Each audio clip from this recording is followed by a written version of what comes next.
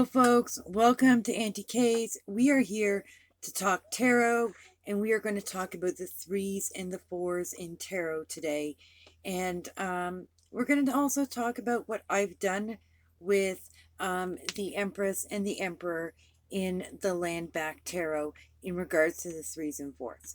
I did, in working with the tarot and how I was going to give it a decolonial worldview, I did change a number of the majors in the tarot. But I thought about each one as I did it, and I thought about their qualities, their positive qualities, their negative qualities, the archetypes of each, what they meant in our lives. And sometimes, such as the Heirophant, it became the charlatan, and I focused on the negative qualities because the positive aspects of the charlatan, as I spoke of in the talk decolonizing the Heirophant, the positive qualities are not positive qualities for colonized people. The Emperor and the Empress, their titles are not positive qualities for colonized people. Arguably, they aren't positive qualities for anybody but those at the top. But the qualities they represent within tarot do hold a lot of positive qualities that if I focused only on the negative, we wouldn't have a good full reading. So I focused on names and ideas and concepts that focused on the positive aspects of the Empress and the Emperor, but where we can certainly see the same negative aspects, qualities as possibilities within them. And so the Empress, one of the keywords for the Empress is, birth or pregnancy, right? And the Empress is talking a lot about that future generation, that potential of what you're birthing and what it might become, the nurturing, coming together, all these things, right? So I named this card Today's Future. Because that also expresses all those things in that expresses all those things in a non-gendered way, in all the same ways, and we can have all the same positive and negative qualities. And to match the today's future, we have yesterday's foundation, and that is the core of the positive qualities of the Emperor, which can also become negative qualities.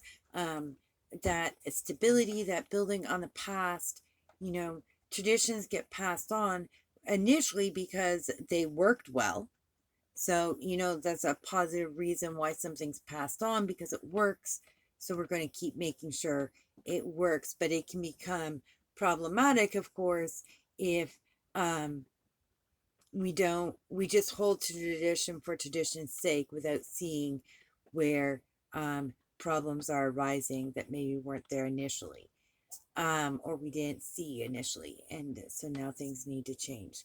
So this is a change that allows us the full spectrum of the Emperor and the Empress without being stuck in the reality that these are two archetypes under the title Emperor and Empress, that it's hard to argue there's anything good there on the title alone, versus the Hierophant, where the positive qualities aren't actually positive at all for colonized people, so we're not going to pretend they are. And this is a place where traditionalists will attack decolonizing the tarot, or taking the tarot into outside of the gender binary, or outside of patriarchy or racism, because they want to say, if you can't connect with these positive qualities of this card, you just haven't understood tarot fully, and there's an imbalance in you where you need to resolve that issue why you can't find these positive qualities, unwilling to see that what they're calling positive qualities are not positive qualities outside of white supremacy. So we will run into that, and we will stand up to it, and we can decolonize the tarot, looking at really analytically the positive and the negative qualities, and saying, are these actually negative qualities? Are these actually positive qualities? And redefine what are positive and negative qualities within a decolonized worldview. So let's focus here on today's future, or the Empress. And this is card number 3. And 3's in numbers and in tarot systems are that moment that things are about to change because something new has come in. And this change can be exciting, but it might not necessarily be great. There is an aspect of preparation to the 3 and to the Empress, or today's future. And that is in that today's future is often associated with the harvest. And so that's about preparation. That's preparing for what is about to come. Much as in a traditional Empress card, the person can frequently be shown as being pregnant. And so pregnant isn't actually the same as birth. It is a preparation for birth. It is that space between. And this is where the number part becomes really interesting, because in tarot, you frequently, if you're pairing up the cards by the numbers, you pair it up by the last number versus adding it, which isn't what we do when we're looking for our birth cards or whatever from the majors. But this is how they are paired up in definitions, and they are. So we have that space between pregnancy and death, where that 3 exists. That it's more the spark of it. It's the beginnings of it. And there's still like a lot of uncertainty there. You know, and so we have that space in between, that preparation. Harvest recognizes birth, death, and renewal in it also. And so that's one of the interesting aspects of, that harvest aspect, as well as that birthing and that pregnancy aspect. And so, of course, we know that this can talk beyond actual, a person is pregnant with a child in their womb. This can be anything born from your spiritual womb, or your soul womb, not wound, sorry, your soul womb, or your spiritual womb, which exists in the same place. That's why you feel butterflies in your stomach, which feel the same as a quickening of a baby in your stomach, because the spiritual womb is in the same place as the physical womb. And so that excitement and that birth of possibilities and of new ideas and new adventures about to be taken are felt in the same space as the quickening of a child. And so that again is a reminder of that space between birth and death, and that space in between there. And so we can see this also as we go through the threes, and as we think about these things, we'll see them further. Some other things we see in 3 and in the Empress or today's future is collaboration. And actually, we can see collaboration in death and in that journey also. In a lot of traditions around the world, um, your family is an active part of your death and preparing you to travel whatever you call that spirit world in your spiritual background. Your family prepares you for that journey here on earth. They do all the preparations for that journey. And, you know, you are moving from like an earthly community to a spirit community. And so, and in a lot of traditions, you don't travel that road alone. I know in Christianity you do, but for the majority, and I'm not sure about the other Abrahamic religions if they travel alone, but the vast majority of religions, you don't travel that road alone. You do it with somebody, with a mentor. You do it with a mentor, and so we see collaboration in this also. And of course, like I talked about, you know, that quickening in your soul womb or your spirit womb, that is, also speaks to us about new ideas that are going to come in and change everything. And that anticipation, excited or scary. Okay. And so this is how we have the threes.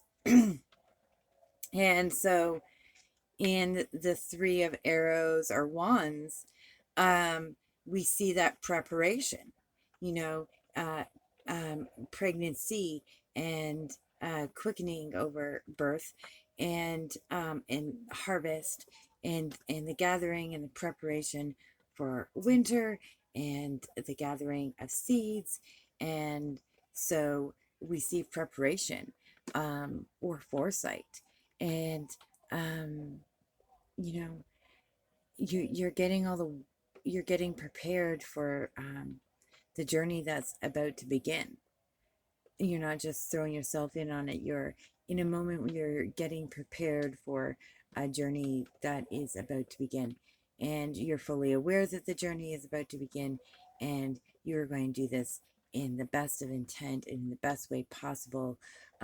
We see good it's an action card because preparation um, is what allows us for full forward moving action that the arrows or the wands are known for. Without this preparation, we wouldn't get to that speedy 8 of arrows. That preparation back in 3 is that that buildup that is needed to get to that 8. It's the preparation. It's what comes before building the foundation. Is looking ahead and saying, we're going to end up needing a foundation here. And these are the sorts of plans we are going to need for this foundation. So, to prepare for the future, one of the qualities the Empress or today's future needs to have is to be receptive. This, of course, plays back again to the metaphor of pregnancy and birth being receptive. And here they have baskets where they are, harvesting berries. So they're being receptive and preparing for that future harvest also. So being receptive is it's an important part of preparing for the future, which we saw here in the 3 of arrows or wands. There's a receptiveness to that there is an unknown, the Empress realized that in the Fool's journey to the High Priestess or the Healer, there's an acceptance of the unknown, which is needed for death and for birth. And so they're looking out and are receptive to the idea that there is a learning curve here before they carry on to this journey. And in the Three of Drums or coins or pence, we see this receptiveness to the future, and to where you see yourself in the future. This desire in the drums or coins or pence for the best possible outcome makes one receptive to learning and opening up that student teacher relationship, and because we want the best possible outcome, as parents do, as those looking towards building the future do. They want the best possible outcome and understand that that requires being receptive to the unknown. How is death receptive to the unknown? Um, death death welcomes everybody. Death is incredibly receptive. Our job in death is to reach that ultimate receptivity so that we can accept death and prove that we really have become in touch with the unknown. So this is where we see receptivity in this. And this receptivity brings us to collaboration, which of course the parent is going to need to learn to do, is to collaborate, possibly with another parent, most absolutely with the child. If you are creating something, if you are creating a project that you're bringing out into the world, you need to collaborate with the world you are bringing that project to, so that it, you know, becomes full and realized. And so we see this again in the drums or coins or pence. So how receptive to change are you? How receptive to collaboration are you? How receptive to a lack of control are you? Which both Death and the Empress or today's future certainly ask us in their key metaphors. And we are most certainly asked this in the Three of Swords or Three of Weapons. We're reminded that you don't have control of all the factors with this card. There is somebody else's ideas and somebody else's swift actions and somebody else's inputs within this. In the metaphor of pregnancy, that child is going to grow up to have their own mind and their own thoughts and their own dreams, because swords are connected to the heart. And you're not going to have any control over it, and your heart is absolutely going to be broken. And you know, things might be going all along smoothly, but death is going to come and throw a curveball in there and throw that change in there, and you're going to have to deal and react. How receptive to change in the unknown are you, is one of the things we're really asked about in the Three of Swords. Are you ready for everything to completely change? Because it will end the duality of the swords. Nothing is going to be the same afterwards.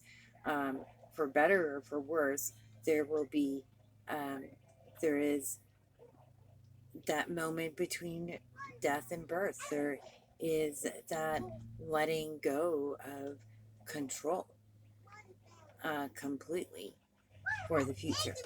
That, you know, and it's a hard thing to let go of. And there are things we mourn in that. We see where we mourn in death.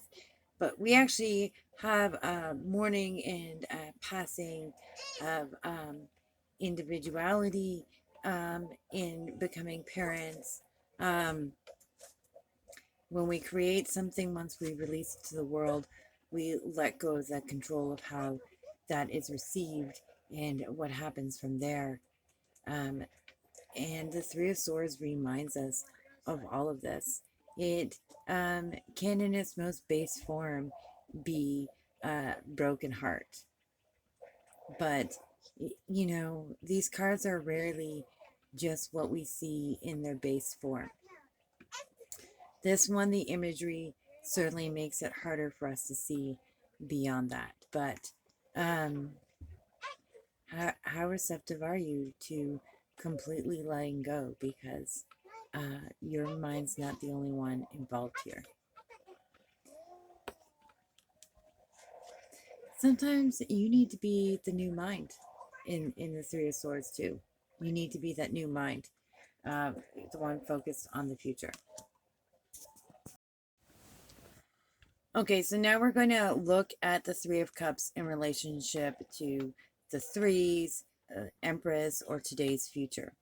So I think the Three of Cups can be about as polarizing as the Three of Swords. We just don't notice it as much because it's a positive polarization.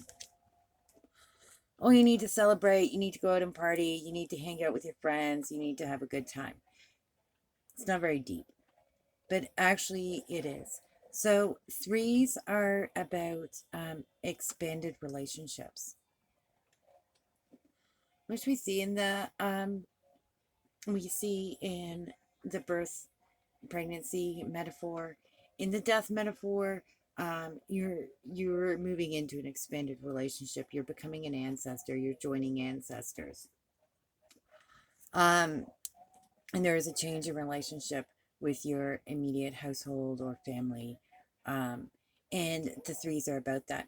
3's are about short-term travel, going just out beyond your home to see the first aspects of the bigger world. They are about your neighbors, your cousins, your siblings, your aunties, and your uncles. They're about going and getting perspective beyond the small confines of your home when you're young. And in your adult life, if you're in a partnership, beyond the small confines of your home when you're partnership, bringing in that other perspective, as dangerous as it might be, is the importance of expanded relationships, of expanding relationships. It requires collaboration, which goes to another thing about the 3's, which is about communication. And so this is also about collaboration. Collaborating with folks can also be about having a good time and all those things we normally associate here with the Three of Cups.